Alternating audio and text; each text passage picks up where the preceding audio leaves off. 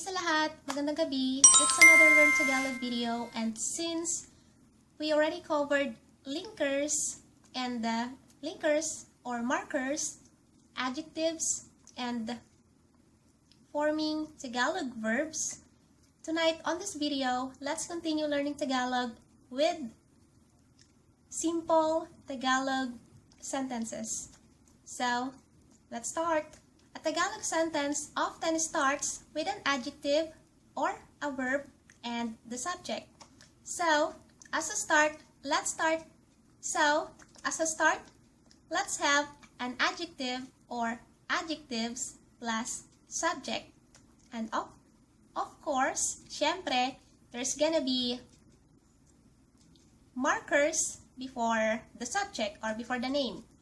Let's start. Maganda, beautiful or pretty. Maganda si Ana. Ana is beautiful. So, adjective plus the subject, Ana, and there's the marker si.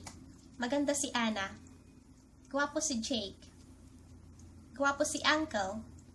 Gwapo si Tita. Gwapo si Tito. Let's have adjectives and a subject. Maganda, matalino, mabait, at masayahin si tita.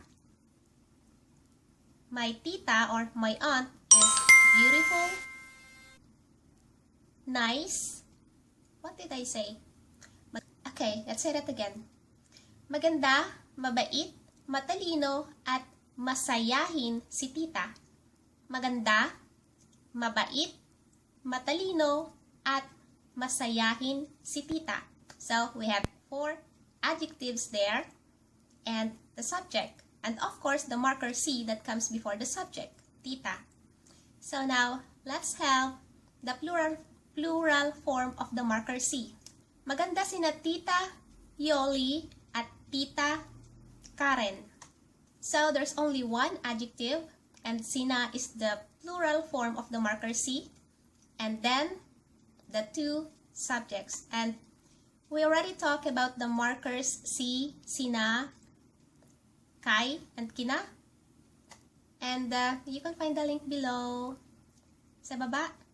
And now, let's have 3 or 4 adjectives. Maganda, mabait, matalino. Maganda, mabait, matalino, at masayahin sina Tita Yolly at Tita Karen.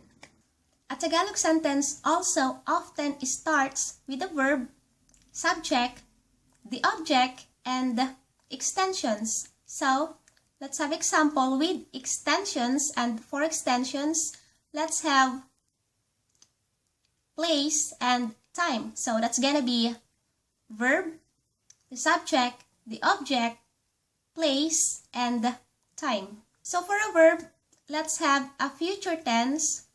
Let's have buy, bili. Let's have the future tense, bibili. Bibili, subject, ako, object, ng laptop.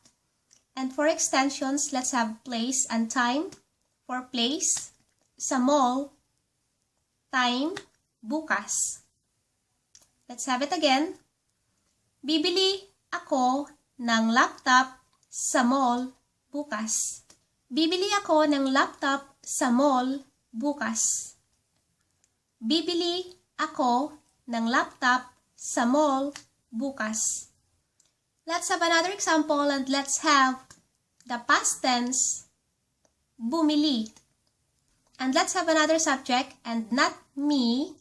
So let's have Ana as the subject. Bumili si Ana ng laptop sa mall kahapon. Kahapon, yesterday. Bumili si Ana ng laptop sa mall kahapon. Let's have another example with sina, which is the plural form of si. Bumili sina Ana at Kara ng laptop sa mall kahapon. Let's have another example and let's have future tense, magverb. Maglilinis si Ana ng bahay bukas ng umaga. Maglilinis si Ana ng bahay bukas ng umaga. Anna is going to clean the house tomorrow morning. Another example,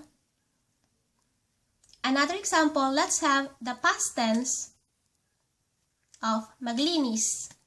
Naglinis. Let's have the plural form of si, which is sina. Let's say that Anna cleaned the house with her sister. Naglinis sina Anna at Jane ng bahay kahapon ng hapon. Naglinis sina Anna at Jane ng bahay kahapon ng hapon. Naglinis sina Anna at Jane ng bahay kahapon ng hapon.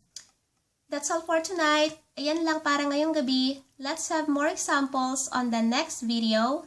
Hanggang sa susunod. Bye!